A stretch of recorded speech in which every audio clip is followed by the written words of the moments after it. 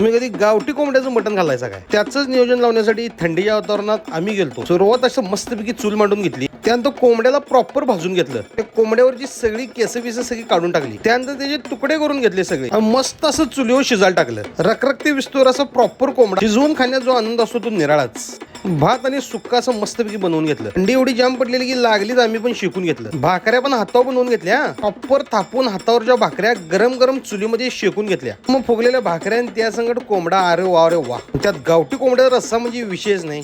प्या की प्या, पील तेवढं कमीच वाटतंय. मी संदीप भाऊ, सयाजीराव, संग्राम भाऊ आणि आप्पा सगळेजण एकत्र जेवायला बसलो. मस्तपैकी सुरुवातीला लिंबू घेतला चाळगण पिळून. नंतर एक भाकरीचा तुकडा घेऊन मस्त मटणाबरोबर आस्वाद घेतला. सगळं नियोजन आमच्या संग्राम भाऊने केलं होतं बघा. हॉटेलला जातस ये मी करतो म्हटला. शेतातलाच भात केलता.